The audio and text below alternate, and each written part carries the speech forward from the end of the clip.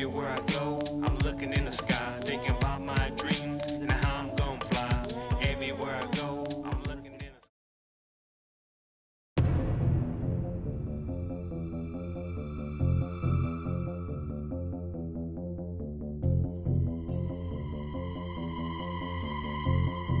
Didn't really have like a moment where everything went through my mind real quick, like, but then what did I do? It's just like, I hope I don't go out like this, you know?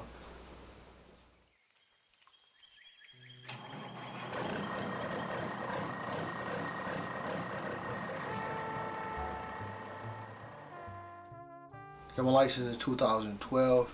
I'm real comfortable with it now. Being from Michigan, learning how to drive in snow and ice my whole life. Pretty much got it under control. You know, me being not a big guy, you know, I thought I would smack into something easy, but I mean, it's just like any other occupation. Once you learn it and you get to know it, you know, the longer you do it, the better you get. I've been in a couple of little smack ups, like slid on ice when I first started driving, and luckily I didn't hit anything, but I was in New York and it was too cold for it, so I to melt it, and everybody was slipping, and it was a bank like in a little cul-de-sac that went in, and I had to make a right turn on this street. The bank was on the corner, and I slid like right almost off into the cul-de-sac. Luckily, by the grace of God, it stopped. So this is where it gets scary. Like, it was preloaded trailers that we were picking up. It was like loaded in a pyramid where it was like top heavy, and they shouldn't have loaded it that way.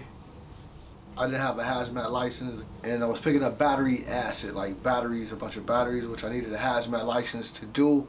My company was aware of that. I wasn't aware of that, being a new driver and all. So this load was going to West Virginia.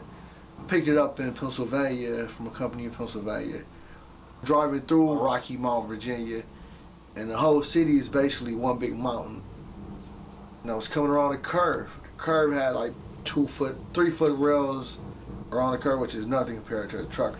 And luckily, by the grace of God, there were like a lot of little trees, I guess, for accidental purposes, right behind the rail. So it felt like somebody bumped me, and when I went to look in my right rearview mirror, I saw the trailer like going over.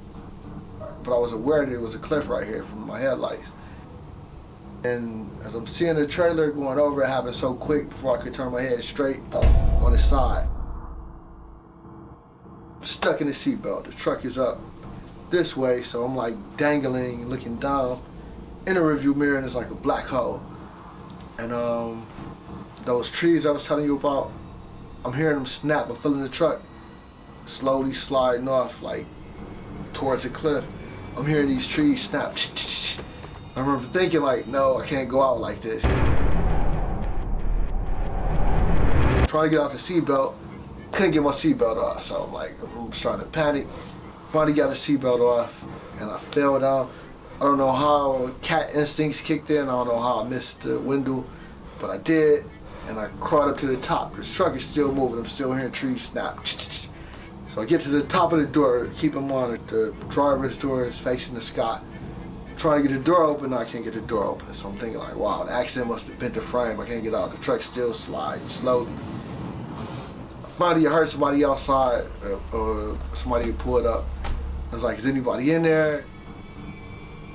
Got the door open. I don't even remember how I got out. I just remember jumping out. I don't know if I landed on my arm or what. I noticed it was a big pond at the bottom of this cliff. If the truck would have rolled down, I'd have been in the corner. I mean, I wasn't at fault during that particular accident, but it definitely gave me a bigger respect for safety, because had I been going faster, you know, it probably would have went over to knock them trees down a lot easier, you know what I'm saying? It could have been a whole lot worse.